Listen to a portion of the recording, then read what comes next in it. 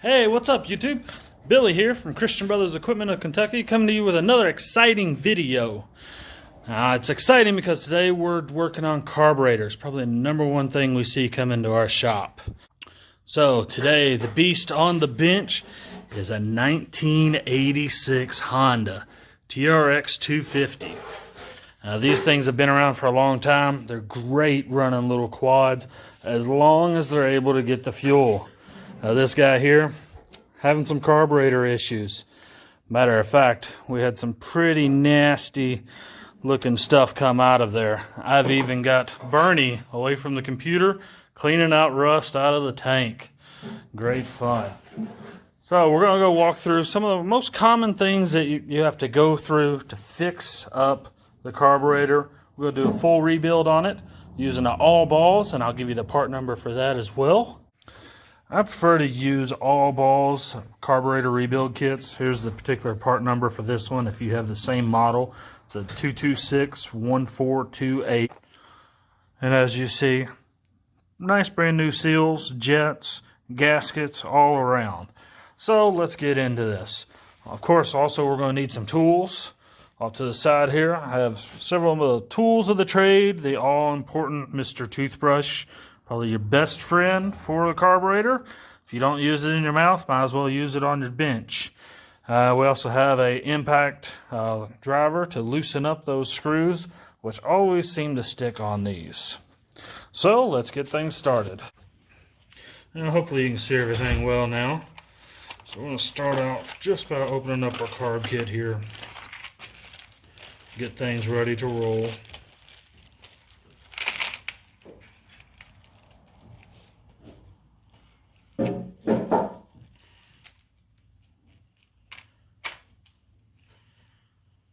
Inside this little baggie here, you're going to find 3 little pieces, very important. Gasket and washer for your air bleeder valve, and then a new needle set.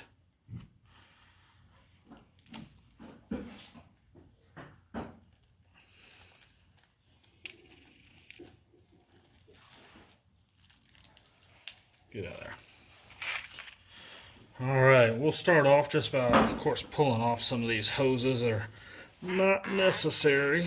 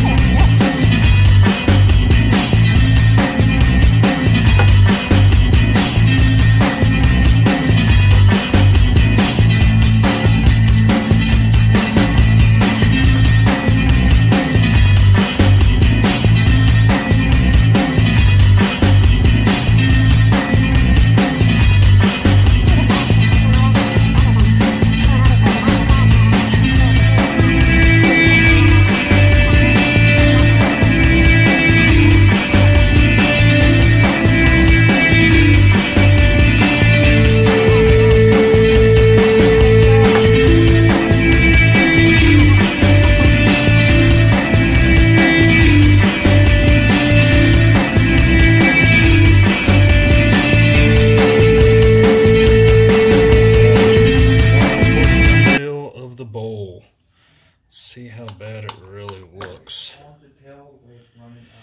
Oh, isn't that lovely? We pull the head and don't see much on the valves. Bigger issues. Yeah, that's like stuck and gummed in there. I'm bigger than That's fun. Phew. It's got to be one of the nastiest ones I've seen in a while. Yeah, that's pretty much what the loan is total though, and we're probably looking about $37.50, putting the parts in. So that's the labor. The problem is once we open it, then you want to put it back together without fixing it. You're pretty much almost there with the labor. Yeah, if you understand what I'm saying.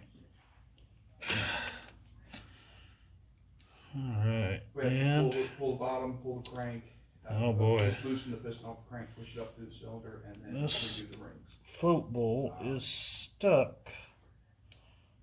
Get it out of there without damaging the float here. Normally most of them we do, And just to make it easier, Oh, no. we probably would on this one too. That actually snapped off. If it is the rings, we're probably about double over. That is probably about another 2 hours. gonna be fun to get that out. Yeah. So guys, if you don't drain your old fluid, your old gas out whenever you're done running it, you know, at least turn the petcock to off and let it run till it dies before you put it away in storage.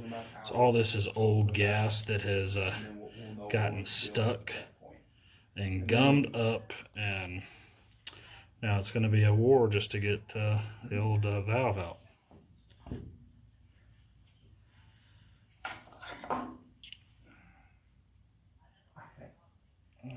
Yeah, I haven't heard it do that. I have heard the guard on the top making a lot of rattling noise. You know how much the little metal guard that sits on it. It makes a lot of noise. Pulling the main jet off here. Yeah, there was no fuel getting through that for sure. But like I said, we open that up, and you know, at that point we'll tell you a lot more. Hey, this is something you want to fix, or this might not be something you want to even mess with at that point. It's just hard to tell at this point, and unless you open it, it's just hard to tell.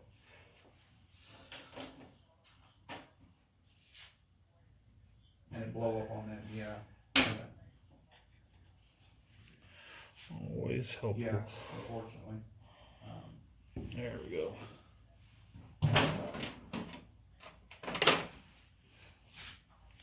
Okay. We'll get her opened up. I'll get her to line up, and I'll have Bill open it up as soon as he gets here, and we'll find out what's going on inside of it. Thank you, sir. Oh, and there's the tube that the main jet goes through. Yeah, most of those lines are gummed up too. Kind of sticky.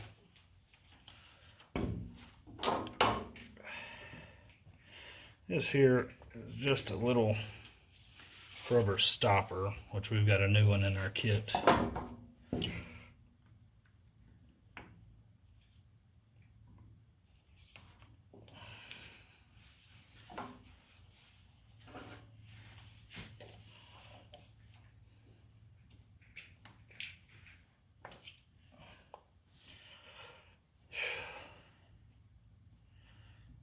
Another little jet over here, and another one down in here.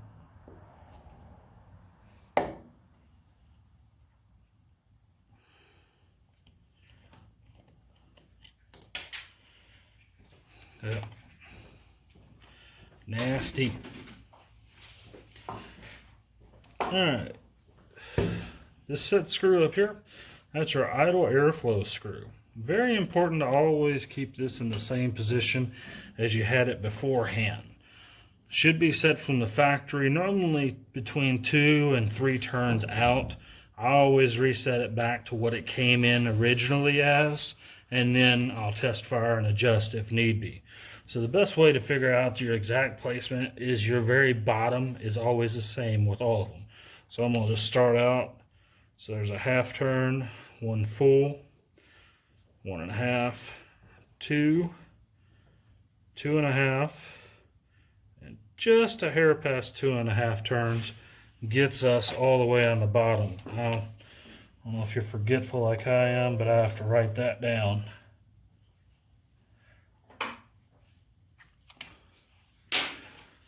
And now that we know our exact placement, so just a hair past 2.5, we can go ahead and pull this screw out all the way. One of the most commonly overlooked things on one of these carburetors is whenever they pull this out, they're like, oh, okay, well, I can replace that and I'm done. Well, big problem is you're missing stuff down inside of here.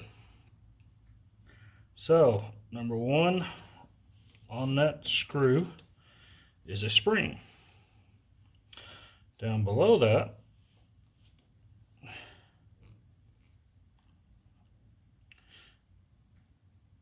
and always a booger to get out. Try a different pick here.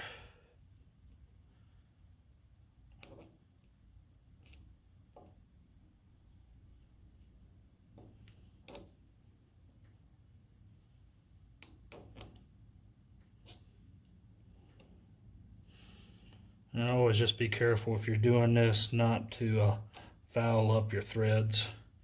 So I'm just putting light pressure and letting it bump over the thread walls, trying to drag these other two parts out.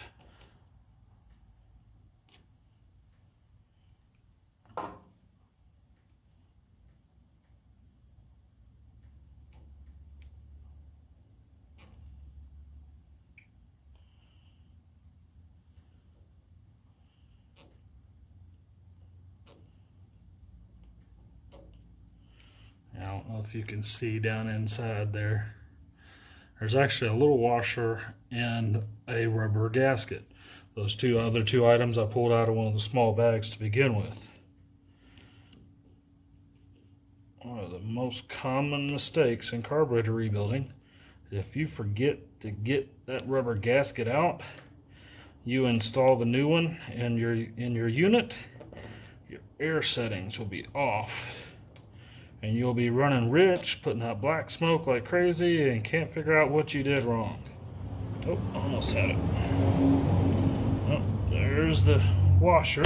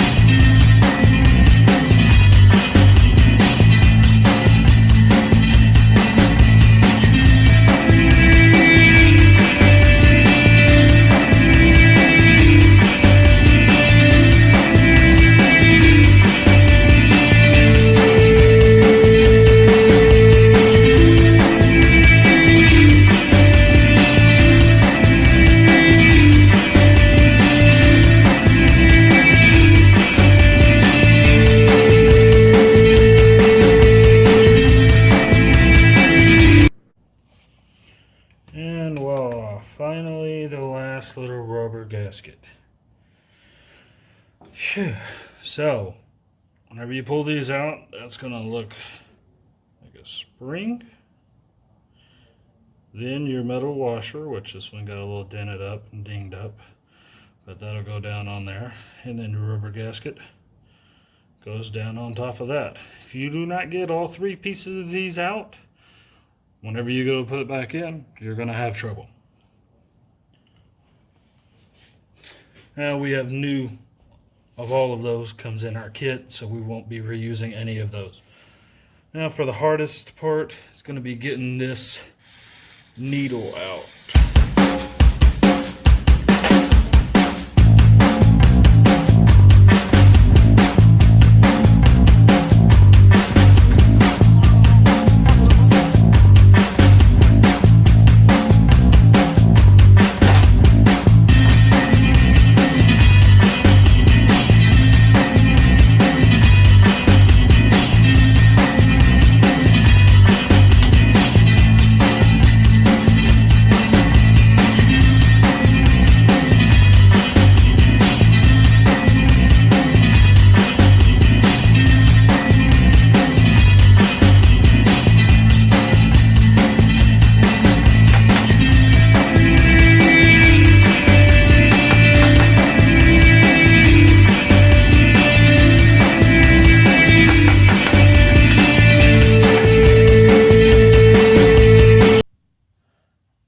There's probably easier ways of doing this, but I'm basically using a little flathead, trying to create an indentation in it so I can turn it back and forth to loosen it up. And if I can get it loosened up like that, I should be able to go ahead and pull it out now that it's loosened from its stuck position. And thankfully, one of the reasons why anytime someone brings a carb in on an ATV, I almost always just get a rebuild kit. Because you never know, you get in here, open things like this up, and then you find this broken. And I've got a brand new one sitting right over here to go in its place.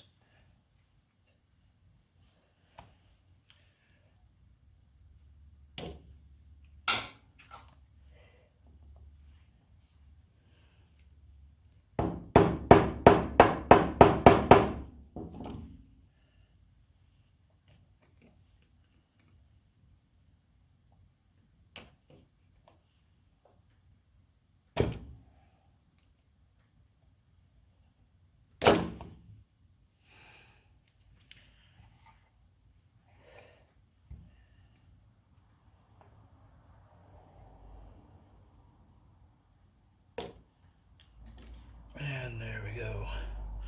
One old needle valve. Now the fun part, clean up. All this stuff in here needs to get looking back nice and gray and factory. We'll take care of that after I get this needle out though. So I'm gonna flip her over here. I'm gonna finish taking off this lid. Now this is an older style unit, so it doesn't use the vacuum compression that a lot of newer quads are going to use. So this is all mechanical. So you're not gonna find any diaphragm under here whenever you pull this lid off. So you just got the lid, little gasket, which we have a new one, comes in our set right in there for that, and then our slide. Now this particular unit, whenever we got it in, the needle was stuck. The slide would only go about halfway up and then it wouldn't go up anymore. Wouldn't move. Now, obviously we got it freed up, making sure the unit would run off some starting fluid before we attempted the project. But I need to get this slide out of here, get it all cleaned up, make sure it's not going to stick on the customer again.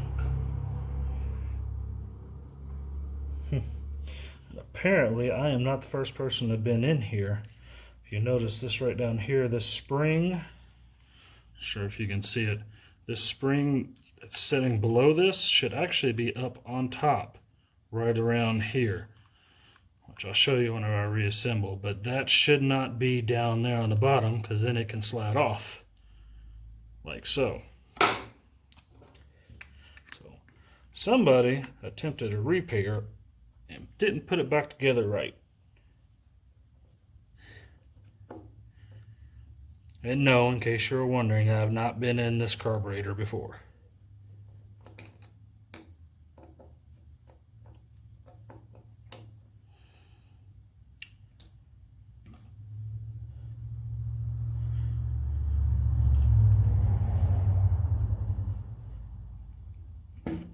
So we're just going to slide that off to the side like so and pull this all out.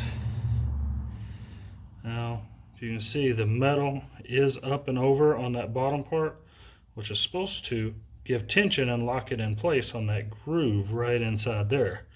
Unfortunately, it can't do that because there's no tension on the spring because it wasn't up correctly up there. So that might be the reason that this got stuck, is perhaps this got slid over and hung up on the side of the tube and not let it went down. So got a little Phillips head screw way down in there. 2 screws, undo this, 1 on each side. Always helps to have magnet tips. If you don't have a magnet tip, just do like I do. Set your screwdrivers down next to a magnetic tray. They'll get magnetized over time.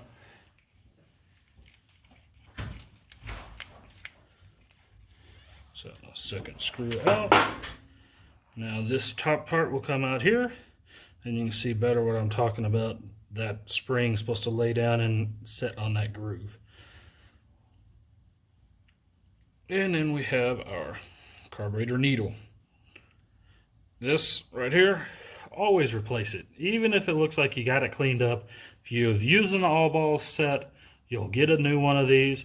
Just remember your placement. So this one right here, we have 1, 2 grooves, and then it's on the third one, which is the middle. So this is set at middle. That's a factory setting on most of these. Depending on your elevation, you may want to have it up 1 set or down one set to just richen up or lean out your fuel, just depending on how much air you have and the quality of air. I generally try and set everything back to factory unless the customer requests otherwise. So we're going to set this needle over here. As you see, it's pretty well discolored. It's even looks like it's warped here at the end. The gas has ate on this section and created a bubble on that bottom. So we will be replacing that as well. And then of course your slide, make sure everything is nice and clean all the way around. That is pretty much it. Now sometimes you may have another screw or another jet inside the top end here that you'll have to take out and change, or sometimes you'll have them on the side. On this particular carburetor, all of our jets were located on the bottom here. So now the next step is the long boring process of good old can of carb cleaner and spray and scrub. Cleanliness is your friend. It's the most important part of the carburetor. Make sure everything is clean. All passages are clean, no blockages inside there. And that's where my handy dandy toothbrush comes in. In case you were wondering, no, I did not bring this from home with me this morning. This one sits on my cart and gets used pretty much daily for cleaning carburetors and other small pieces. Now, if you're working on a lawnmower, process is going to be fairly the same, except most time everything's located within the bowl. You have one or two jets you pull out and clean, and then one tube normally. And that's about it. Lawnmowers are much simpler.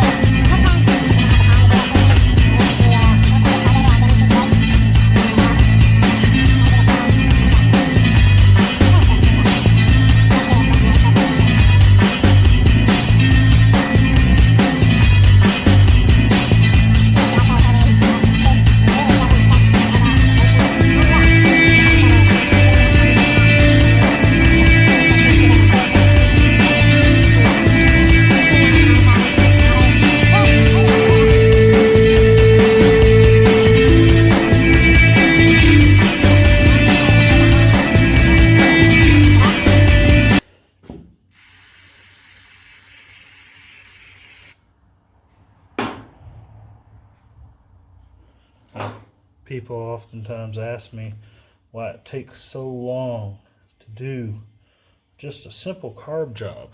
Well, am I slow sometimes? Maybe. Are the carbs just that dirty that they take that long to clean? A lot of the time. And half the fight is getting them off the bike. Now, if you ever need help pulling a carburetor off a machine, not quite sure how to do that, just leave me a comment below. I'll go through walk you through the process of removing a carburetor so you can actually clean it yourself.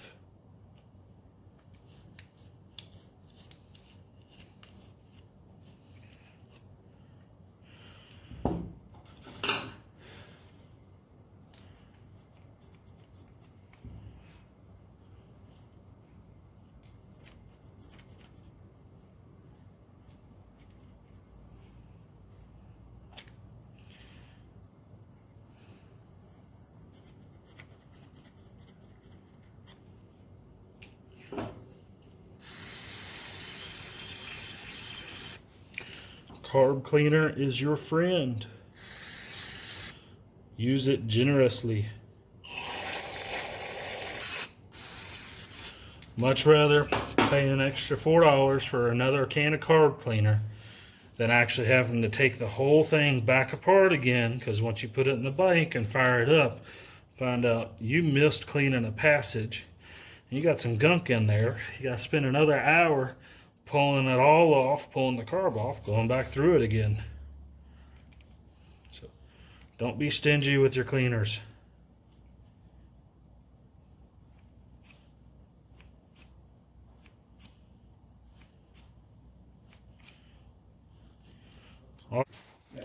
Alright, so we're back. Had a little bit of a camera mix up. While you were gone, cleaned out the carburetor bowl as well as the gasket there. Finished cleaning out the rest of the carburetor and started installing the jets. I started off cleaning off that tube that we saw that was really nasty. New main jet going in there. Jet there, another jet there. Now we have all the jetting back in. Just want to make sure we got everything nice and clean, no residual gunk inside there. And then we'll move on to reinstalling your bowl float. So I'm going to start off, new float valve, just goes right in that groove there. Slide straight down, pin goes through. And it's getting ready to rain apparently, I'm told. Alright, now we have the float back installed again. Now this odd little thing right here is just that, it's odd. It can only go on one way, and it likes to be a pain in the butt trying to figure out which way that is. That goes on there, and then your overflow valve for your fuel runs straight down the side of it. Now lastly, we want to install our bowl back onto this unit, and then we'll flip it over and get to the other side. Got our brand new gasket going down on here. These can be a bit of a pain to get in and just make sure they're seated right. Kind of have to work them in all the way around, push them down in there, and be very careful whenever you go put them back on that they don't fall out and misalign their place. So I'm going to start by just lining up that overflow valve with the groove there, slide down, and it's going to pop back down into place and fit in there nicely. And pop my two screws in here. Now this set normally comes with brand new screws all the way around, which I always try to take advantage of, especially since the heads on the older screws will oftentimes get damaged or need to be impact driven out in order to get them out of the old unit. I'm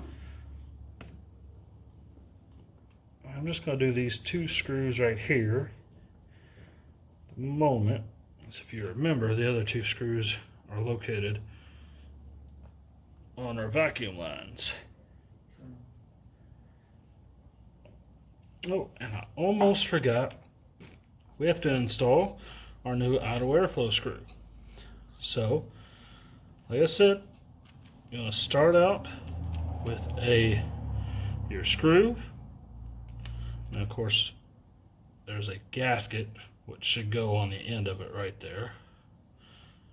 Alright, so you have your set screw, you put your spring on, followed by itty bitty little washer that came in that small separate bag, followed by the rubber washer that was in that bag as well. That rubber washer will actually push down just far enough, it's going to hold that spring and washer on there so it's not going to fall out on you. Just going to drop that down in there, and if you remember, we're originally 2.5 turns out from bottom. So we're going to screw this all the way down to the bottom.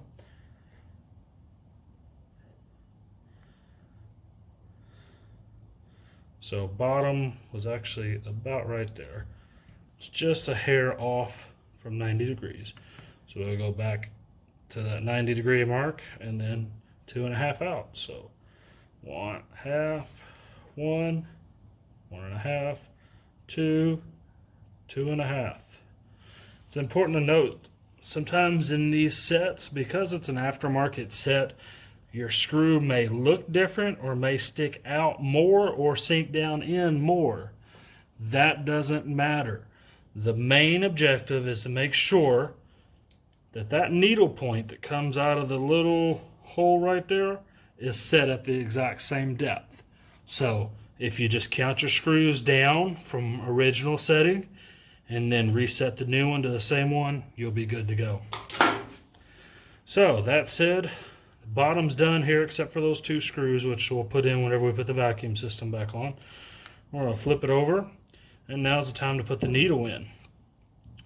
So if you remember, here is our slide. Make sure that's nice and clean, no junk inside there. We got that all cleaned out. And we want to find our new needle and then find our placement. So we were 2 notches down, and then there's the stopper. So we have a new stopper, new needle. Want to go 1, 2 down, and it is on the 3rd one. And this simply pushes on. It doesn't spring out of my hands.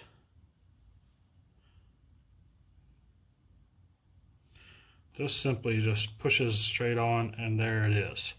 So 2 down from the top, 2 down from the bottom, right in the center. This is a 5-position one. Dead center is generally your factory setting. So we're going to drop that down into the slide. Our needle holder goes right down there on top of it. And you can put this in there either direction. It really doesn't make much of a difference on this particular one. There's no notches or grooves on the side, so it's not going to matter.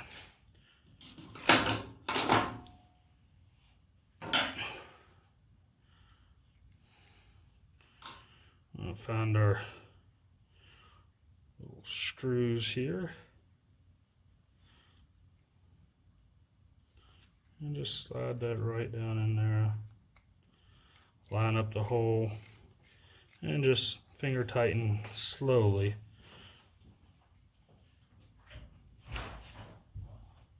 Drop our second one on. Find the hole, tighten it up. And now we can just give it a nice little snug on each side. And now our needle set is ready to drop back into place.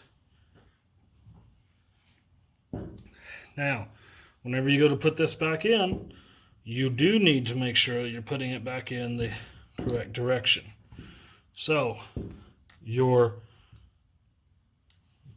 arm here should be the same direction as the arm over here, so that you can actually get it back on and in place.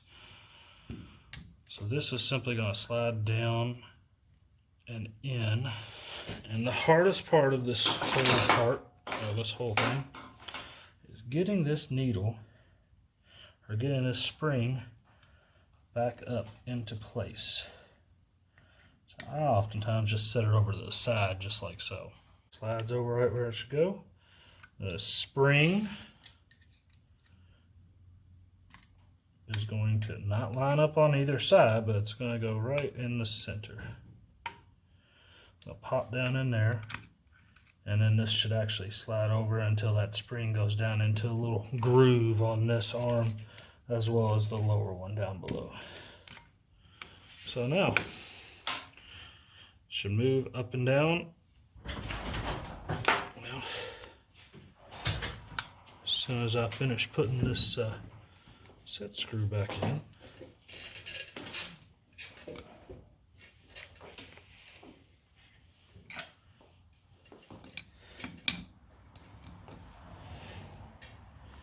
and you may have to grab the throttle plate on the side here and kind of move it around to line up this screw again.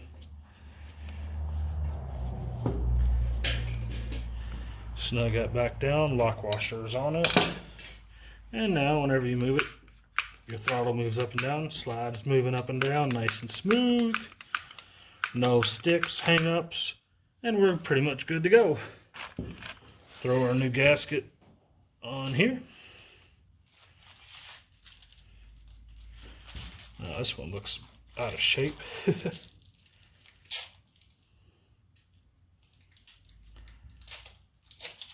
Just fit that in there just like so. plate back on top to seal that up.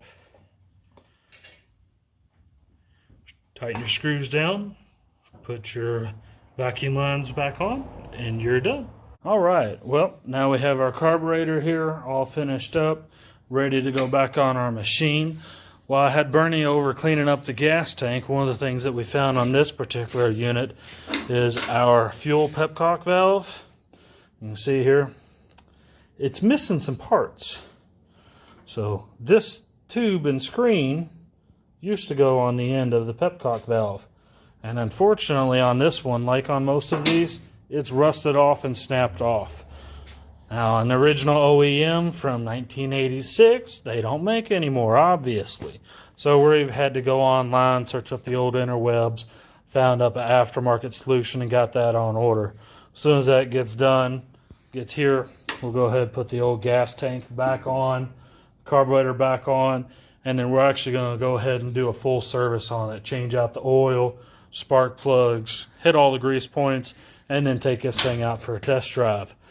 That's been it for your carburetor rebuild on your 1986 Honda Fourtrax 250.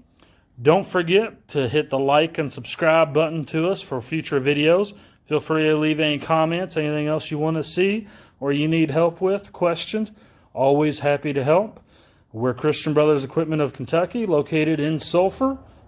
Come on by if you need some work done. Thanks. Bye.